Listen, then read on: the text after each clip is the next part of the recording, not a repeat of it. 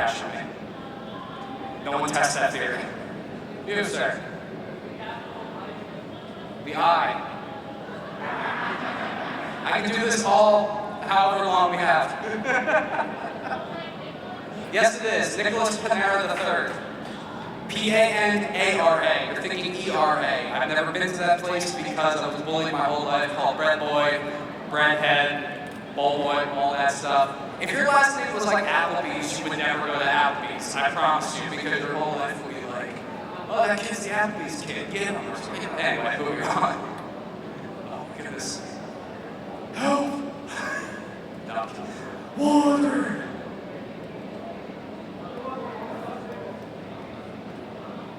Do I know what Obama's last name is?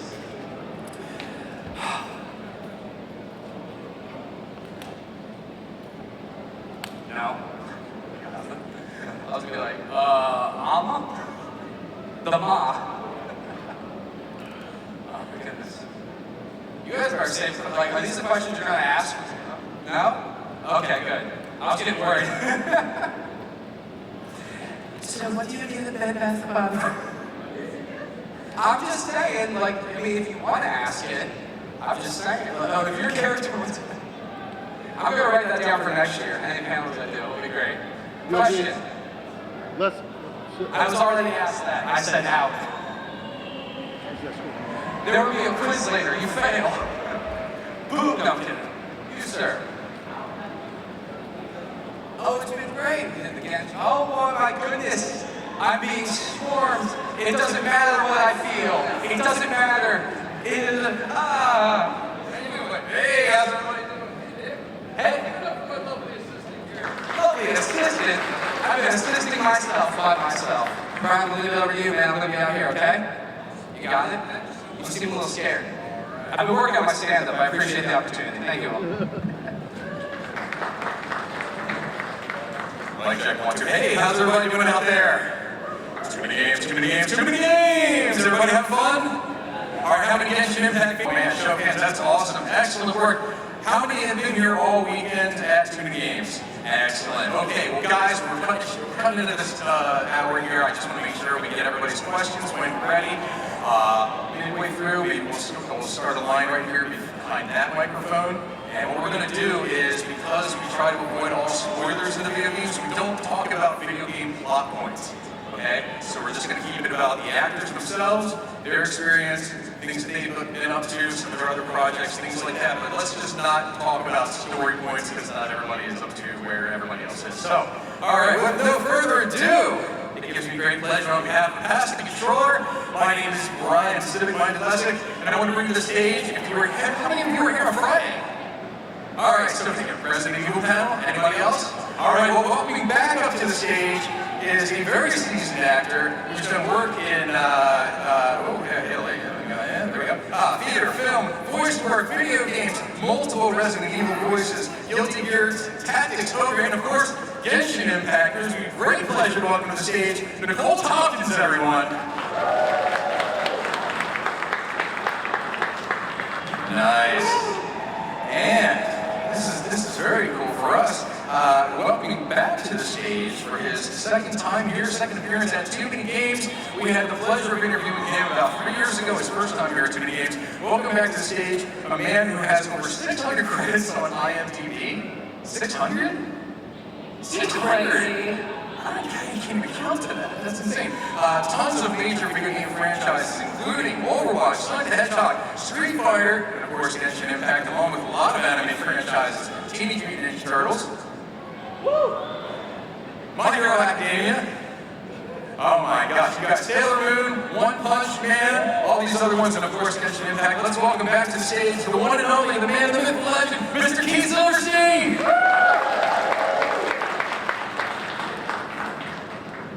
Awesome.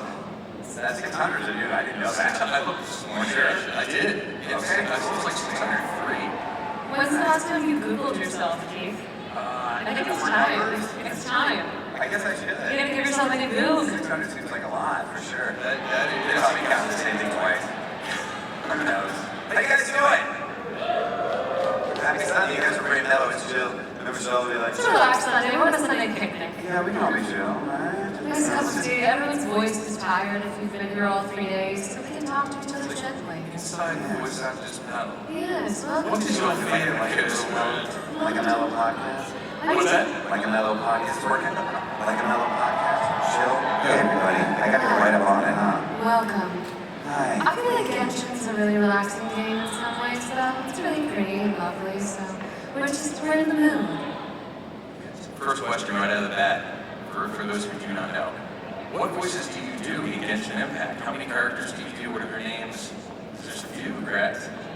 Yeah, I have 2 characters, and I always feel like the fans know more about them than I do. Because the way often with Genshin, with so many characters works, is we kind of come into the voiceover booth and then get informed about what the character is. So I play Gothia, which is one of the newer games that came out in the summer expansion, and oh my god, is that Stephanie Panisello?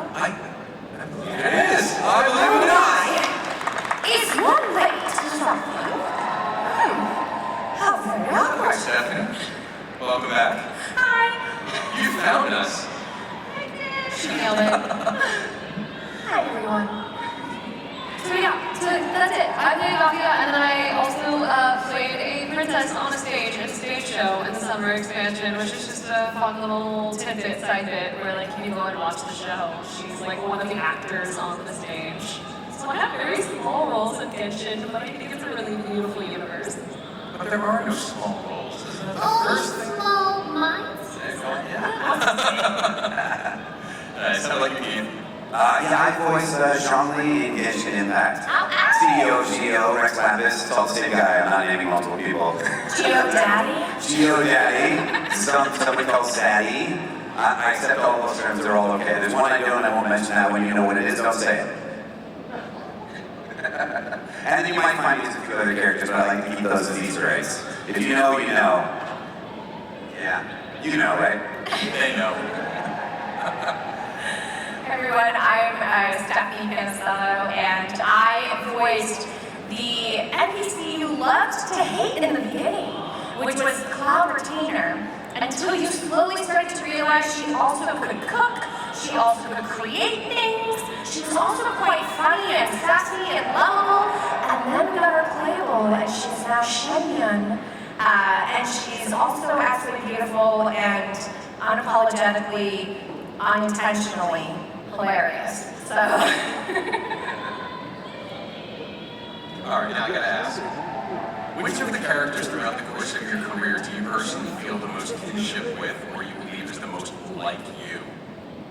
This can be Genshin Impact, or it can be elsewhere. It's funny, I mean, the ones that probably feel the most like me are the throwaway, like kind of quick, like wall-like characters, like Soldier Number 2 or Boy in Red Shirt. Because generally, sometimes when you're doing those, you don't have to have one line, so you'll just go, oh, yeah, sure, it's me. Hey, what's going on? How's it going? Done. Cool. Great. So those would be, because all the other characters I feel there are lots of differences, but if I had to choose one, if I had to game one, I might say Tormir from Overwatch. Oh, nice. He's got Torg, Ray Talar, come get your armor. Something about him, he's positive, I feel like I'm positive. He's a family man, that's a big part of my life also. He's also got this other thing where his inventions, some of his better intentions early in life didn't work out so well, and he's moved on in life to better and fix that, and has improved on himself and fixed all of that mess. And that feels like part of my history too. So I think Tormir I would go with. Thankfully not some of the serial killers that I voiced. Hopefully, yeah. See, that was a litmus test, you just didn't realize. But you I'm like, did Gil on the air from Monster. That is, we are exactly the same. Him and Keith Silverstein, we're the same. Nice. We're not. I wish I felt like I was more like, I was gonna say, just kind of the random characters tend to be a little bit closer to actually you. I think there are some characters that share my voice more specifically, like where I speak on a daily basis. But as far as personality, I'm like, I wish I was like some of my characters. I feel like I'm a big goober in person. And I've voiced some pretty intense, badass people, which I love. But yeah, so I don't even know. Maybe Jacko from Guilty Gear Strive. She's chaotic and playful and silly. And I'm a little bit some of those things. But she's a little insane, and I'd like to believe I'm holding it together. I want to hear when you get to play like a big goober character now. I know. Like, I would love that. What Let's did listen you to cast as a goober? See, I want that. That would be awesome. Everybody wants me to be so furious. So some of you have been doing this longer than others, and Okay, that's okay. Did you know, I thought you said about the cooking thing and creating things. Was that not your character? I missed the question. Oh, like, am I Shenyan? Yeah. No. No. She's honest. She's incredible. No, I would say that I was like any of my characters. There's always, I mean, every single character we play, there's some element of us in there.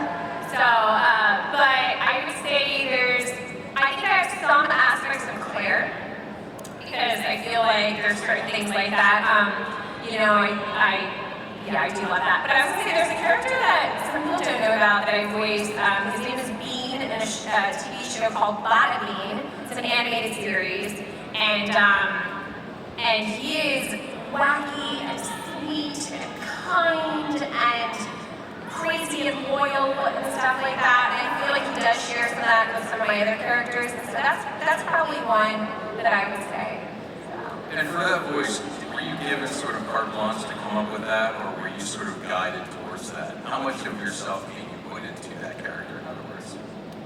So, Bean kind of sounds like this. So, I'm not really sure if we say that he really sounds like me or what part of it was me, but, yeah, I guess so. Yeah, I mean, I don't know, like, I got to play. Let's put it that way. I came up with a voice for the audition. I ended up going through the callbacks. I ended up getting the role. And then when I walked in that day, they said, oh, we want to tweak a couple things. And then we did all this crazy stuff for the first episode.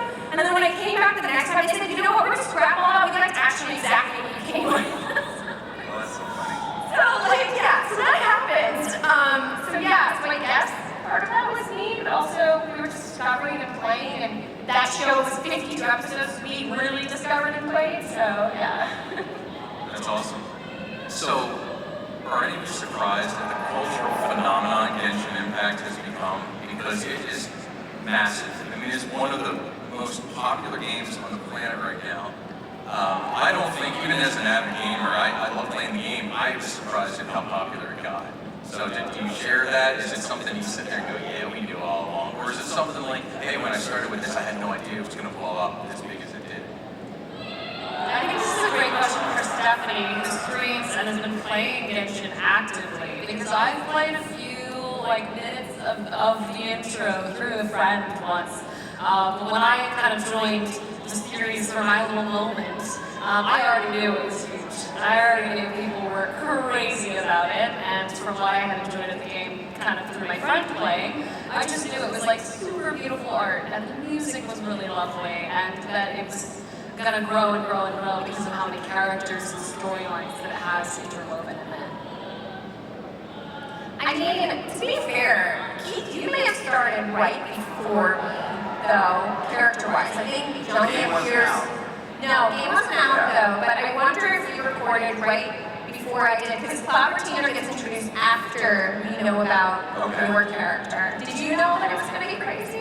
No, I've been in voiceover for like 24 years now, and I feel like even when you have a game or a show and you're like, I think this might be a big thing, like you have ideas, you never think this level of big. This level of big is like lightning striking. It's really, really rare. You can be a great company that's doing it. You're like, oh my God, you know, like Blizzard, for example. Everything Blizzard does is arguably the best of that category. It's not the best per se, but arguably. But still, we didn't know Overwatch was going to blow up. I had no idea Genshin Impact was going to blow up the way. I mean, if you get one thing like this, two things, three things in your career, I think you're very, very fortunate. It's hard to know. I wish I knew. But it's a fun surprise.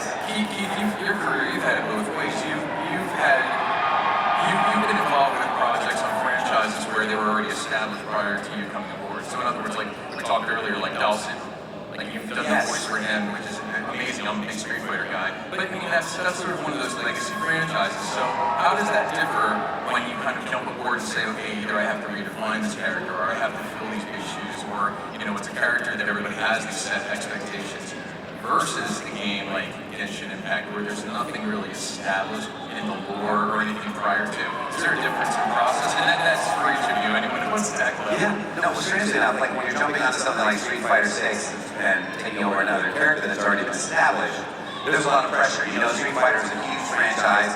You love it. In my case, I love Street Fighter. It's unbelievable, but you know there's a lot of pressure. But at the same time, you know, you want to deliver, you already know Street Fighter's a big hit.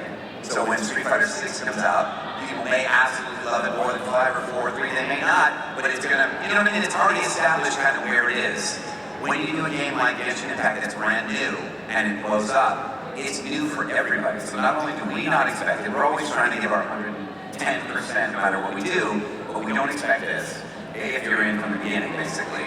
And then it blows up. Like, you guys are excited about it, we're excited about it. Nothing blew up for me to voice Dawson for Street Fighter, for example. It just is a new Street Fighter. People are generally, when I'm hearing happy, I love it. I'm playing the crap out of it. To be totally honest, it is a lot of fun. But you already have a set level. These kind of games, they come out of nowhere, and people, I mean, how many, it's changed so many people's lives. I can't believe the stories I hear from people about friends they've met. I mean, literally, people that fall in love. I think the communities that get built around games, especially when they're new ones, because if we come with Street Fighters, the Resident Evils, like, there's an established community, and more people get to join, add, and shape how that community kind of performs and interacts with the new iterations of the game. But especially when a new game comes out, an entirely new genre and community of people come together. Yeah, I was gonna say that one of the reasons I think that Genshin impacted so well as well. Pun intended. Yeah. Said the word. Yeah, is that it came at a very pivotal moment in all our lives that affected everyone, and that was during COVID. And that was when everyone was in lockdown. And that was when we needed so badly to see sunlight.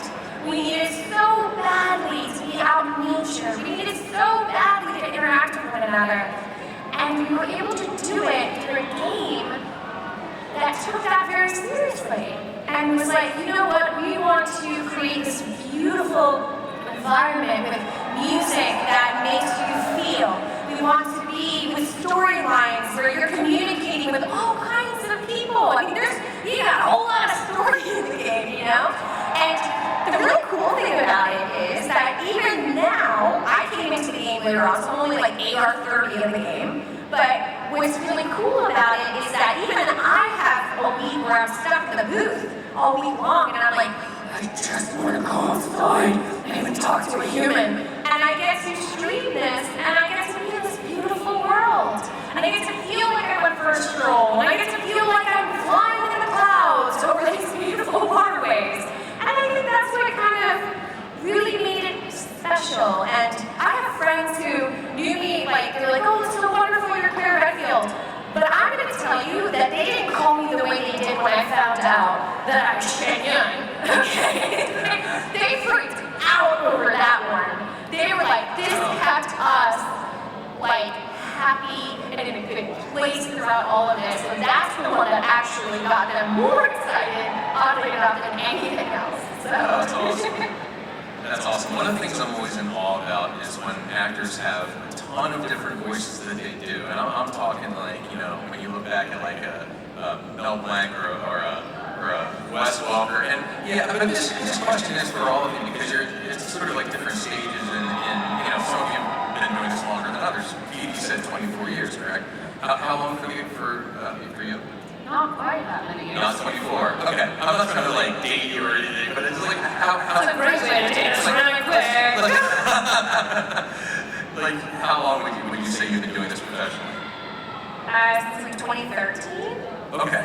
So that's great. All right. So my question parlays into when you look at 12, 15 years. Okay. Yeah. So also respectable. So long enough that you've produced a lot of different types of voices and deliveries and things like this.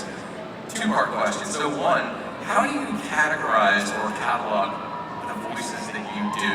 Like, how do you, I mean, it's not like sheet music, you can write down a song. Like, do you literally have to jump on your phone real quick and record something and go, I came up with this really great voice, and you have to remind yourself later what you thought it was to be? Or like, or you just commit it to memory? Like, how does that work? Like, some of you've done like tens or dozens and sometimes hundreds of voices. How does that work? I do that. I will record on my phone sometimes, just because it's right there. You have it with us everywhere. So if I find you have to be a little bit crazy to do this, just so you know. So if I'm by myself and I'm just kind of doing a voice, or if I'm looking over a script or something and I get an idea, but I don't have time to commit to that right now, I will twist on real quickly and I will talk shortly, read a little bit, just something short, so I have that in there. I can go back to my phone and listen to stuff later and be like, okay, cool, I hate that, or I like that, or there's something in that I like, I don't like the entirety of it, but what is the thing that is drawing me towards it that I like? I feel like I generate most of my different voices when I'm in the auditioning process or in the booth when you have material in front of you, if there's artwork, the kinds of things they say, and that's often when I will play the most. So I'll have several takes of a character sometimes, and I'm like, nah, that's not it yet. It's the finding the voice process. And when you book a job, there's always a 15-20 minute period of finding the voice at the beginning of a first session for a new job as well, because what you came in and auditioned with, they actually may want to adjust. They may be like, actually, we want to do this, or we want to go there, but there's enough of the essence of the character that's what we committed to. And then when you come back to a job, say you voice a character for a gazillion years, they play it for you. They have to, because we do lots of other voices in between, so they always will give you a reference check to be like, hey, this is where we're living, and I will absolutely repeat my own voice back to myself before I start a session. And I love when I'm a sound alike for that person, For myself, that was a joke. That was an actor joke. Anyways, yeah, I feel similarly. I think everyone's approach is different because I always like to know all the backstory stuff. So as much as they give me, I'll usually read the description and I'll be like, oh, what are keywords that they want? Because sometimes my first initial reaction might be like, oh, they look like this, right? They're really adorable looking. Then they actually want you to have this deep, intense, voice. Because you're like, oh wow, okay, didn't think of that. And if I only started going with it, then I wouldn't have known what it was. So I'll usually do that to a lot of the backstory. My favorite is with auditions. I'm sure you guys see this too. There's 2 pages of backstory of what this character is, and then there's 3 lines in the audition. Hilarious part, but it does help you to kind of understand it. So I'll usually do that approach first, and I'll just think about what's everything that they're asking for, and then I'll give that. And then I always give 2 takes. So then I give my wild take of whatever the hell it is that I would want that maybe they didn't ask for, And then that's kind of the way that I go about it, though. So. Are you of the school where it's better to go in extremely intense and then bring it down instead of coming in a little bit more mellow and bring it up, or is it just scene dependent or character dependent? How does that work for you? If I have to choose, I go for the more intense. I've always been taught that it's easier to direct somebody down than it is to direct them up. Now that doesn't mean I go in guns blazing for a character that's supposed to be mellow, but I mean it's good to make a nice bold choice. So usually if it makes sense, I will do that first, but obviously if it describes the character as super quiet and what have you, and realistic, then I'm going to do something totally different. I was just going to say, if you're in more of an animated genre versus something that's feeling more realistic, even if it's animated, but it's grounded in realism, a lot of people talk about do you go in more intense and, yes, for the animated stuff, absolutely, because it is, I hear the same thing, it's easier to direct down than up, but at the same time, it's not really energy and overacting, it's specificity. So it's always better to come in with a more specific choice and then go, all right, actually we're going to take that back a little bit. That's what's easier to bring back. If you're just going in loud and generic, that isn't necessarily easier to bring down because it's not specific. So that intensity really, I think, comes from what Keith just said, of really making a choice. I'm going to make a choice that this person is here, there, X, Y, Z. Yeah, it sounds like no choice, you're in trouble. Because they're going to listen to your audition and there's nothing for them at all.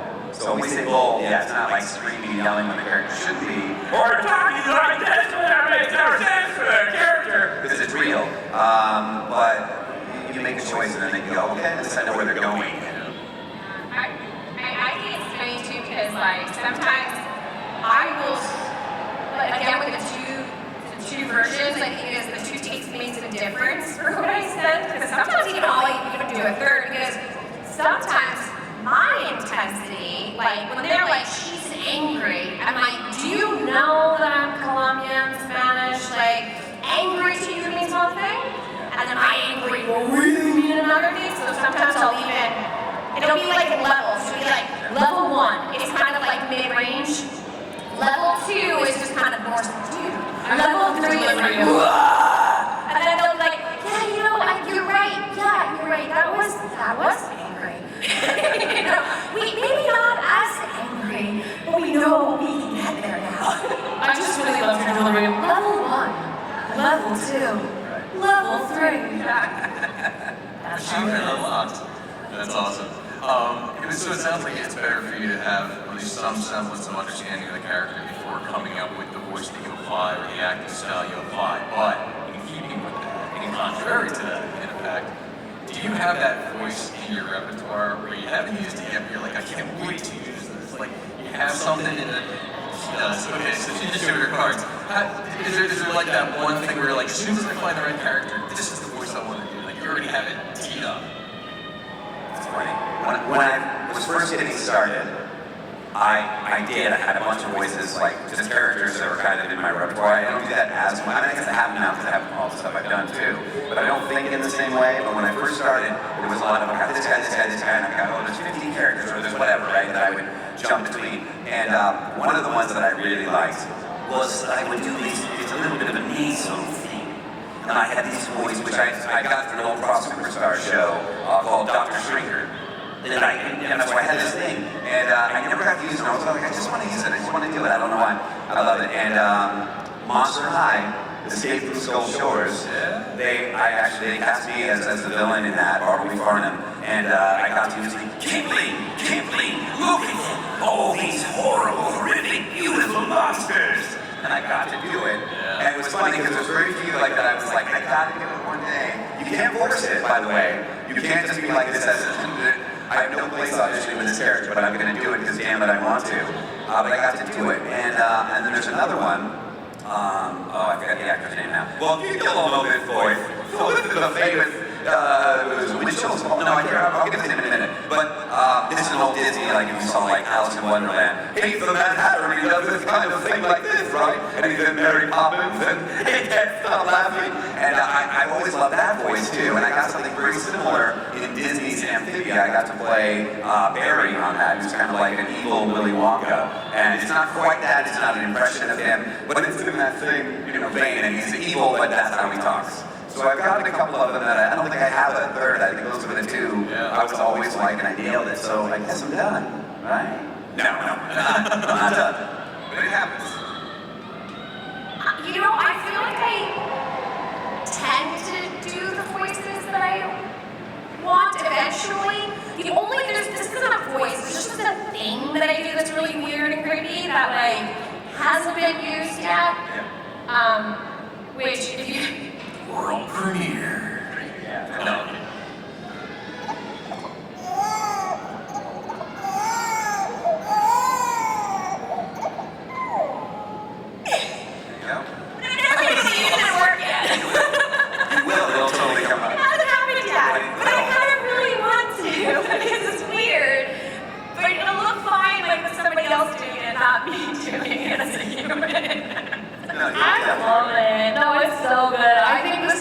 In general, like global sound effects are so wildly impressive. They're never not cool. It was so cool, like somebody just called like Child Protective Services and they were giving me a rating. Well, I used to do it when I worked as a hostess a long time ago at this hotel in Miami Beach. I used to do it when we were between shifts and I would do it to mess with the waiters and they thought a child was left behind. I mean, well, anyways.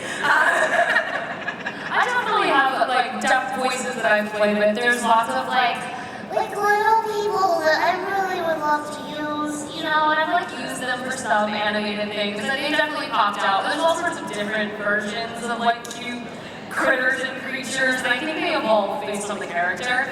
So then I'll throw out, really for me, I'm working down my accent list of accents I actually get hired for versus ones that I think I can do. And so like the joy of continuing to get better and better until you're like, ha, I finally booked the accented XYZ and I've never done that before. So I think one of the ones on my list, I really, no, I hope no one here is actually, I'd love to do an Irish at some point in something, because I've worked on it a bunch in like playing material, but nothing vocally recorded, so Always happening for you. at some point I'd really like that. That's awesome. So we're going to take a peek just for a second here. Just wanted to let the audience know that if you can start to calmly and respectfully form a line right behind the microphone right there. If you have any questions to ask these women talented actors, we're going to take your questions one at a time here. Oh, thank you, Nick. You can help? Awesome. Thank you. There you go. Move towards the Nick. There you go. Awesome. So before we get this started up, I just out of curiosity, because it seems that Genshin Impact in particular is a very dialogue-heavy game. How many pages of how many pages of dialogue? I'm sorry. No, it's okay. Hey, we're post-COVID. I don't care anymore. We're good. How many pages of dialogue do you think you estimate you yourself have produced over your course of doing Genshin Impact? I'm just laughing. No. Please, Keith, what do you think? How many pages do you think you've done? Honestly, I have no idea, because when we started with the game is when the majority of Zhongli's dialogue was done, and then we had the H-Ha portion of it, and that was the other big part. Now the rest of it, I very frequently have sessions where there's a lantern light, that's where something's happening, and I get to do something like come in and go, interesting. Nice. Is that it? All right, thanks guys, appreciate it. Thanks so much. We love a short session. Yeah, I have a love-hate relationship with him. It is a very cool thing to be like, you just need me for like 1 or 2 lines, great. But also, many of us are actors and we love to sink our teeth into the characters and some kind of storyline of what's going on. So when you get 5 or 6 of those, in a row after a while, you're like, what am I doing? What more? Do you want me to listen to anything else? Do you want to ad-libs? Interesting. No, interesting. No, I think we do something. So it's hard to say because I really get 1 line sometimes, and I get 3 lines, 4 lines, and I don't remember how many it was in the beginning, but he does talk a lot. Yeah. He does. And then there were also lots of phrases like Liu, that you have to say correctly. Right. So there were like, and then you get a line that has 4 or 5 places and names of characters that are all hard to say in the same. So you do those a few times. Yeah. I feel like you and I are similar. So, for those of you guys that know Cloud Retainer and then know Shenyan, holy moly, first off, she introduces everybody. So she tells you every backstory. So you have to say every name correct, every location correctly. And then 1 sentence or 1 cue is a paragraph this long, So, and it's so funny because even her thought process, she'll be explaining all things and then she'll just go on a tangent and go that way. And you're like, oh my gosh, I better get this right. And then go on a tangent and go that way. I mean, I have no idea. Like, I don't even think we could do pages, to be honest with that. Like, I have no idea how many times I use way too many words to explain one thing. Right. And massive words. I've never felt like I didn't know anything in a session before. Like, I will go in there and I'll go, I'm sorry, how do you say that? And they're like, what is that word? That was in English, right? And they're like, yeah, what does that mean? How do you say that? Like, so many times. You know what's funny is sometimes in sessions, there'll be a word and you may have heard it before, you're like, I'm not quite, and you'll feel a little nervous because you want to be like, you want to be smart, and you know what I mean? You don't know this word, but you also have a job to do. So you're saying, I'm so sorry. This word here, how do we pronounce it? What exactly does that mean? And you think they're going to go, it's obviously, and they go, we're going to look it up right now. And you go, oh thank God, it's not just me. It's not just me. You're all like, I'm not entirely sure. I think I know, I kind of know, and we all don't know how to pronounce it. And you feel like, Genshin, yay! And just to be clear, so you're still recording in a studio. You're not doing this like in the home studio with the ISDN line where you can just, I do a lot. You can do that way. Okay. I do a lot of it. I love going in. Yeah. It depends for me. Honestly, I'm not kidding about a lot of the 1 or 2 line sessions. Yeah. So for those, they're fine with my setup at home, and it's a lot to drive for 40 minutes to get to the studio, record the 2 lines, drive 40 minutes back. So I love that they let me do those from home. If it's going to be more to sink my teeth into, I prefer to be in the studio. So for most things, I go in the studio. But if it's a couple lines, I'm like, please give me. Nice. 100%. All my Genshin stuff for me personally was in studio. So all the Genshin was in studio. Other projects I've done at home, but yeah. But My Genshin was all in studio. I prefer to be in studio, and I feel like a lot of games still try hard to record in studio. There are some where you do at home. It's more, I think, commercial world and stuff like that. It's not almost fully, exclusively home studio. Nice. Frisbees, siempre más para explorar. by the way, that was the one I did recently, my commercial. That's what you did? That's my from home.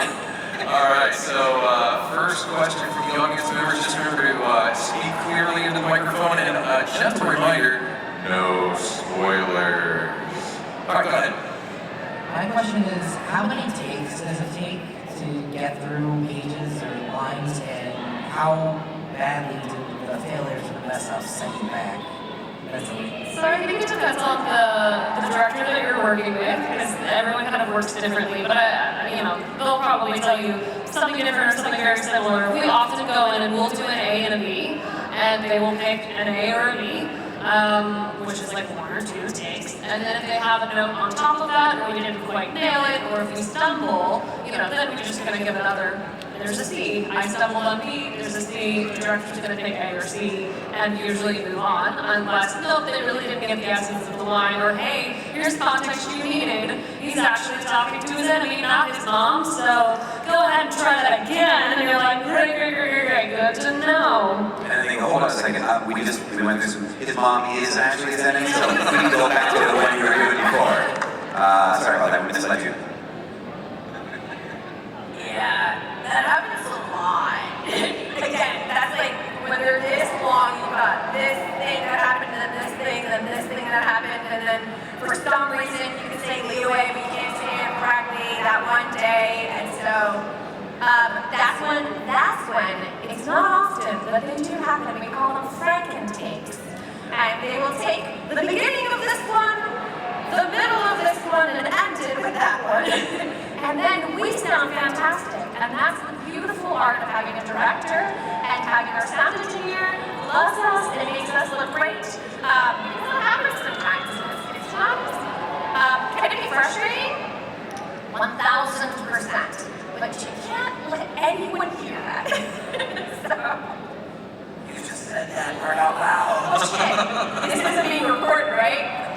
No, Sorry, I think your agent is on the line. No, it's just one of those things where it becomes, it can be tedious, but it's your job, and that's what you do, And so, this is what you were there for at the end of the day. So, did I say myself? Nailed it. Okay. Awesome, great question. Thank you. All right, next. How's it going? Good, great question. Thank you. Next. No, I'm kidding. There you go. I'm curious to know how deep the biological component to voice acting is, and what the extent is that you can change and alter your voice to. Biology definitely plays a role in the sounds that you can make. We are never going to be competing, probably, for a role.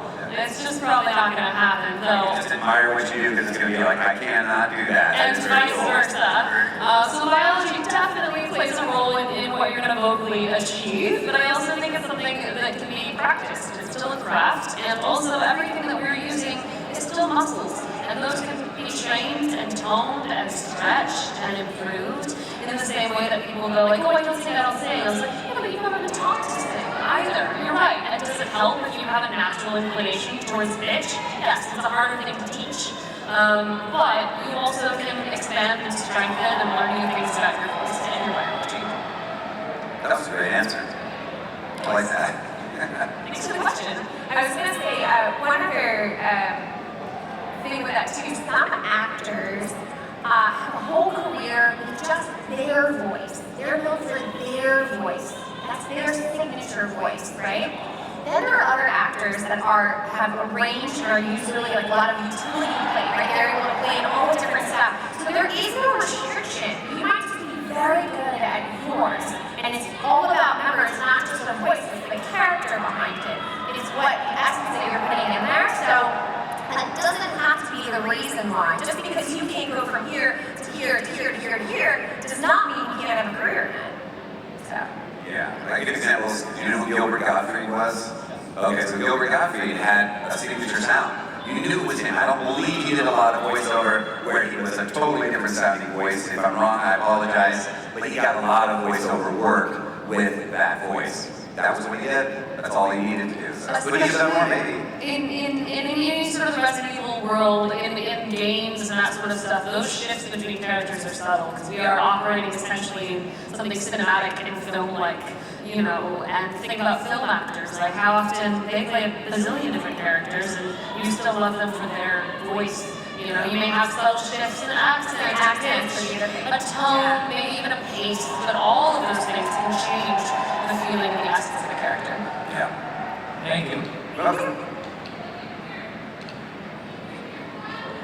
Hi. Good question, by the way. Thank you. Go ahead. Everyone's having a great question. I'm from Hawaii, so that means I had gone to see Keith back in March to HawaiiCon, which is our local anime convention. And so, fun enough, I think you're actually wearing the same hat. It's possible. Yeah. I have a lot of hats though, but you never know. So I was wondering, Keith, just based on your experience, and what would you recommend your fellow voice actors to do or try in Hawaii, and if anybody else has been to Hawaii, I'm not quite sure you can. I'm sorry, I'm just being asked that. What would I recommend to? Your other voice actors, what should they try or do in Hawaii just based on your experience? The ones from Hawaii, voice actors in Hawaii. Or What would I want voice actors in Hawaii to try? No, I'm sorry. right now. If other voice actors got the chance to go or try or see Hawaii, just what would you? Yeah, what do you recommend? Hawaii. Sorry. Travel. Yeah. You know, I have been in Hawaii a number of times. I like to go around to I forget the name of it, like the North Shore area. There's a great shaved ice place, and the beach right there is like insane. I don't go to the main, like Honolulu Beach. I mean, you're probably in your hotels there or something, so you do a little bit, but that's just like, if you go to Hawaii, don't just think that's it. Please don't just go to that beach and think that is what you get, because there's so much more on the island. You've got to get around the island. You do have to do Hanama Bay at least one time, if not a couple of times. That's amazing. That's beautiful. There's a lot of stuff. Do you have connections to get us to Hawaii? Because I'd love to go to Hawaii. I'll go again. I'll go again. I can request to the convention there to maybe reach out to you guys, and then I would totally go. You are welcome. You know who to talk to. Tag us. Talk to Steve Bloom. We are available. Talk to Steve Bloom about that. He knows all the places in Hawaii. He lives in Hawaii. Damn it, Steve. Okay, I gotta conversation happen. Yeah, I haven't been to the Big Island of Hawaii yet. I have not. One of these days I'm going to go and hopefully visit Steve and Mary Elizabeth. That'd be great. It's on my list. Very sure. Thank you. By the way, again, North Shore, Hawaii, excellent surf. All right, great question. Next. Closer to the microphone, please. Or here you go. Or adjust it. Either way. One thing I'm curious about, Genshin is very unique, where at one point it came out like 2020. Ever since then, every patch and event has had new story stuff and character development for all these different characters, like Cloud Retainer and Song Lee. Whereas if you say Claire, for example, in Resident Evil, she'll have different roles in, say, movies and games, there'll be a different story with that character. How does that evolution of those characters feel as something like Genshin, where it's new story every patch continuously for 4 years in that same setting, versus say Claire in RE2 Remake or Dead Island or anything like that? I mean, it's a similar situation. It's just that you're seeing the longevity happening in Genshin Impact. You're seeing the storyline continue to intertwine. Same thing with Resident Evil. You just have blocks in between that you're filling in. So The biggest thing is I just ask a million questions, always. I say, where does this take place between here and here? What has happened? Anything I should know? So I think the biggest thing is just asking a whole lot of questions. With Genshin, it's wonderful because it's just such a treat, you know, when you get to like understand it, you know, but I still asked a million questions, and I was like, now that Shenyun is playable, like what's going on there? Like what am I doing there? Why is she all of a sudden? You know what I mean? What have I done? What's made this transition occur? So I still ask a million questions. It's beautiful either way, it's just, it's on me as my job to make sure that I ask these questions so that I don't come in, you know, playing Claire as the young 19-year-old who cusses away like crazy still, when she's a, you know, more put together woman who's been through this, you know what I mean? Same thing with Cloud Retainer, she's got a whole change where she's guarded and cold and hard in the beginning. And you slowly get little teeny tiny bits of her, which is different from Claire. Claire's just like in your face from the beginning and then slowly becomes more reserved. So it's on me to just ask questions. Yes, sir. That's a great answer. Thank you so much. Great answer. Not much to add. John Lee and Genshin Impact has only changed so much. When you do first meet him, he does treat you a little bit more like a stranger, and I remember we did that on purpose. And he becomes a little more acquainted and friendly with you as time goes on. Now, I recorded it that way. I have only played like 7 hours in the game. I've never even met John Lee game-wise. So I haven't had a chance to experience it other than the recording sessions of it, if that makes sense. So unless they tell me something's changed with him and I come in for my 2 lines or whatever it happens to be, I assume he's where he was when we left off last. But asking questions is the best. But they'll also tell you too. But it is good if you got extra. Sometimes they give you this and you go, is there more? I might feel like there might be something else. Like, this is a jump. Anything else? Awesome, very good, thank you. All right, next up. All right, hello. Hello. So I got a good question, kind of almost following up on that, except this is more kind of like the kind of behind the scenes angle of just like, how would you say is working on like a live service project different from just kind of a project where you're coming in, recording for a game, and that might just be the end of it, at least for that specific entry? Like, is it kind of like having to almost be on call, kind of for like, you know, maybe they come up with content once it comes back, or? It's the best thing. You're talking about games that continue to add content. Yeah. It's the greatest gift to the voice actor. This is the invention of video games. I mean, no, to be true, if I'm working on a Sonic the Hedgehog game or something, it might be 3 years, 4 years, 5 years till I come back in again. And hopefully they still want me and I get to reprise my role, right? But whenever you're doing one of these games, Elder Scrolls Online, Genshin Impact, even some of these fighter games, Overwatch 2, new characters come in, you need new lines to respond to them. It's fantastic. Because you would wait till 2 or 3 or 4 or whatever came out next before you can, and there are still plenty of games like that. But when you get a game and the game means, we did everything, we're going to call you back once every 2 months, and then you have 20 games that are doing that, that's great work that you can count on, plus all of your new games and new work that is coming in. So it's really great for the voice actor. Gotcha. Okay. Yeah, I was basically just figuring out kind of how that kind of fits into your schedule, just whether you're kind of picking projects and such. We're excited. We don't, this is the thing, people talk about picking projects, and let me know if it's different for you two, but for me, unless I'm offended by a project, unless there's something that I'm like, oh, this is offensive, I won't do this. If I can audition, I audition, I book it, I'm gonna do it. Obviously, we all have a few exceptions, this is too like adult or whatever, I'm not gonna do that, this is a political ad, I don't wanna do whatever we have. But generally, I'm not in a position to go, no, thank you. No, bring me this. I wish I were, that's kind of cool.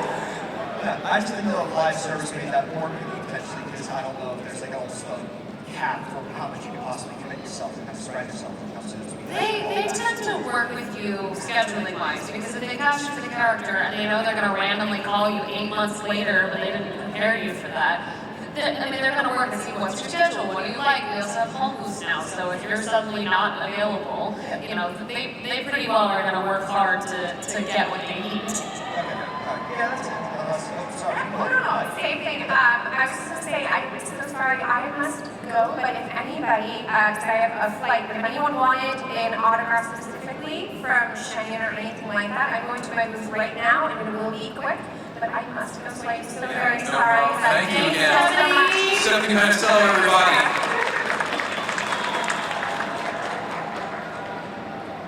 Thank you again.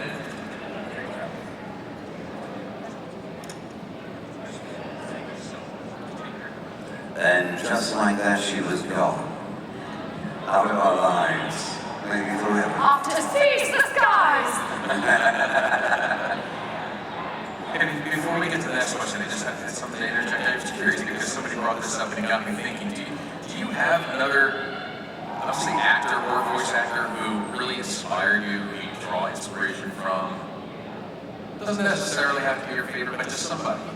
There are so many people that have inspired me, and I said this when I was in England now. I think one of my very favorite parts of this job, especially if we ever get the opportunity to performance capture or record together or anything like that, is working with people that make me want to rise to the occasion, and working with people that I'm like, wow, okay, got it, that's next level. I'm gonna level up right now just by having experienced this person's passion or energy or process.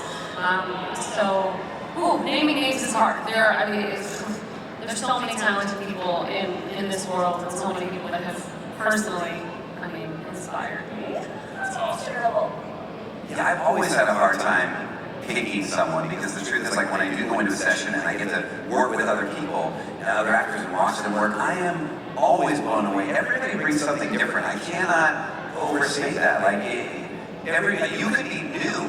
It could be your first gig, and there could be something about your energy, something about the way you're approaching your character that I can go, oh, yeah, I love that. I haven't done that, or that's something I haven't thought of. Because people make different choices in characters and in the way they read their dialogue, and in the way they work. How do they move? Do they stand different for different characters? And I may not take on those things. I may have my own way, or I might borrow some of here and there. But it's exciting to see because everybody's so good. So it's always been weird. I feel like there's so many great people. Like, if I start naming them, it's like, what's the point? Because I'm leaving out a lot. So many others, I know, because you have the difference between like people that I've worked with directly, and then also people that I haven't worked with, but I've since experienced their work and been like, oh my gosh. For me, I started really young, and my very first video game project was Middle-earth: Shadow of War, and I was directed by Troy Baker, and Travis Willingham played my father, and Ike Amadi was my love interest, and Laura Bailey was the badass elf.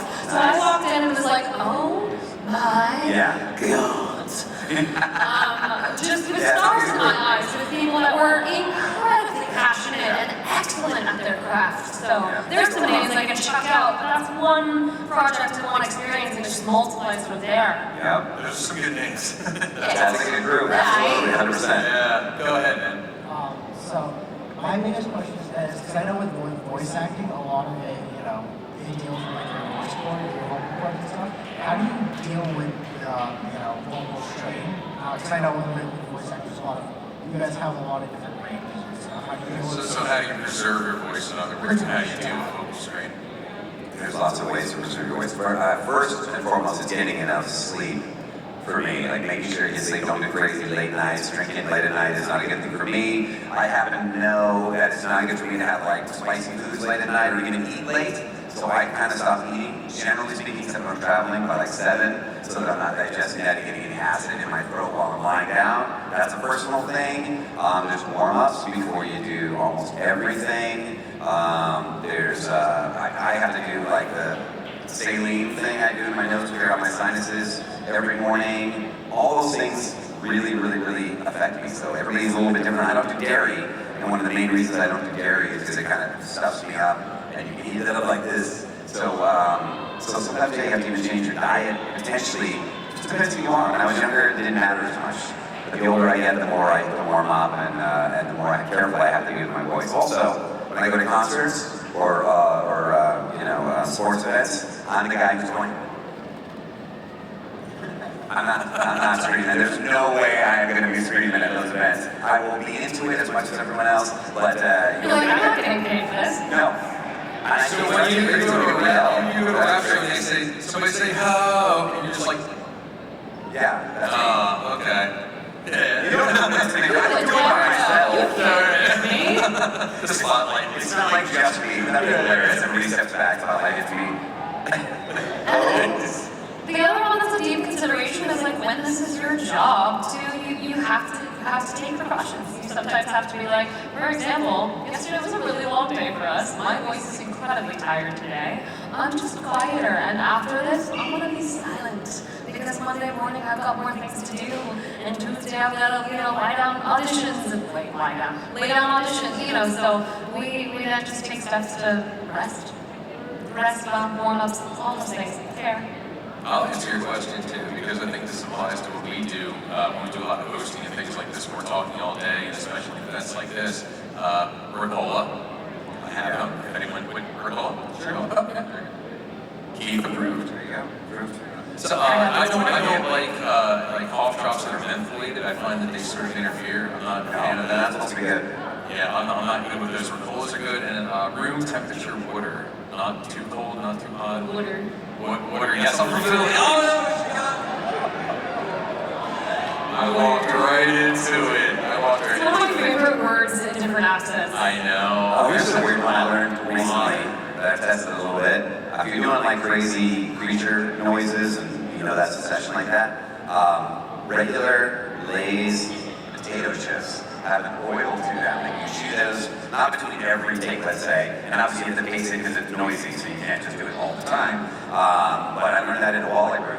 Something that people were suggesting. It was suggested originally by someone who was performing on Broadway and then doing weekly zombie noises, and it was like, how do you do both of those things? And I was like, it's also Starburst. This is like not like to soothe later, but like during and between. So you think it's because it makes you produce saliva too? That yes. Sort of naturally. Starburst, yes, and it's the oils that are in Lay's apparently. It's a great question. So we got a little bit of a late start. I was wondering, we're running out of time, but can we maybe just put like 3 more minutes on the clock, please? And we have time maybe for 2 more questions, and then we're gonna wrap up. Okay. Next question, real quick. There you go. Oh, he's got the bird. Bird up. Bird up, son. So I just have a question. Do you guys prefer to voice act solo, or do you like to do more sometimes with other people? Sure, yeah. I have a lot of my games, and Genshin is not this way, but have been full performance capture as well, and I've got full motion capture, and that's honestly probably one of the most fulfilling things you can do, because it's such a marriage between film and theater, and all of these things are things that as voice actors, we're actors, we study.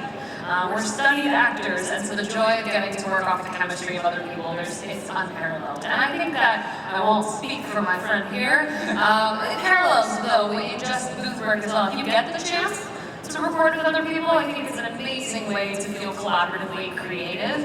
It is not that common, I have found. Once you're in the booth, you're usually doing sessions by yourself. I think some animated comedy shows and things like that will still sort of operate with the old school table read and the group record, but it's really less regular these days. I think it's always more enjoyable and more fun, always, but to record in a group. That chemistry bouncing off each other, there's nothing like it. But there is something to say about, although I would choose group, I agree with you. There is something cool about isolating and just focusing on your character and your moment, depending on what it is. If it's comedy, I'd rather have the bounce off. Oh my God, I want that bounce off. But if it's a dramatic monologue or something, it's just you, that's what your scene is. Sometimes being in a small booth and you can forget the entire world, you can turn the lights off completely, it doesn't matter, you're in front of the mic, and sometimes that helps you really get into a zone. So there's pluses to both. But I agree, group. Efficiency and focus for being by yourself, I do agree, is really nice. And also, it's a challenging character. In some ways, it takes the pressure off because you're just, if you're working with somebody you trust, you got your director, your sound engineer, and if you screw up, there's no one else in the room being like, okay, take T, are we done? Yeah. Awesome, very good question. Okay, real quick, last question, please. Last question, and we're gonna wrap up. Closer to the mic, please. Better? Go for it. I hear you. Very nice to meet you. I wanted to ask, you go obviously many cons. Is there have a set of people and voice acting and everything? That's our mystery. Is there you've been to many cons? Is there groups of voice acting that you've been in your shows / video games that you had really good interactions with when you first met them? are there people that we have really good interactions with? It's like a reunion a lot of times going to these cons. I get to meet new people like, Nicole, we don't know each other that well. No, we don't. We've met a couple of times, but even sometimes I'll try to be like, Keith, like, hey, like, do you remember me? Because you're kind of calling it amazing, so I don't know. You're very kind, and I do. Very, very, very much. But it's like a reunion, and we get to know each other a little more as we do panels together and things like that. And then there's people we've had the chance to work with. Like, Steve came up to me, and I didn't even know something. He came up while I was signing, and he gave me a back massage. That was great. And I was like, hey, and it's nice. I don't get to see him as often. But we've worked together plenty of times, and it's always good to run into people that we share games in common or shows in common and stuff. And some are really close friends. And it's a fun way to connect. We definitely befriend and meet people too. Sometimes you'll work on a game with someone and you'll never met before. That happens. A lot. Happens a lot. All the time. So then you get to get the person and be like, oh my god, you were so good. I mean, you're good. They're like, oh my god, you were so good. You were good. We like to nerd out too and appreciate each other as fellow creatives and artists. And we've said this many times, I'm sure on many panels, there's a lot of really great people in the voiceover world, and it's expanding, but has notoriously been very small in many ways. And so we all get to know each other, I think, and for the most part, I've just met amazing professionals that inspire me. That's awesome, great question. Thank you both again. Did you guys have fun? Yeah! We didn't get your question answered. I know there was like 2 of you. Feel free to come see us at the tables. I will be back after lunch, probably around 3:30. Yeah, guys, thanks again for being patient with us. I know we got a little bit of a late start, but thank you again for hanging in there. I know Stephanie Panisello is no longer with us. She had to go back to her table. Don't say it like that. Feel free to, well, in the room. Rephrase that. Her spirit lives on, though. Oh my God. Horrible. But yeah, once again, give it up for Stephanie. Give it up one more time for the incomparable Nicole Tompkins. And the man of the legend, Mr. Keith Silverstein, one more time. I'm Brian Siddick with Pass the Controller. On behalf of TooManyGames, we thank you guys once again. Take care. And drink your water.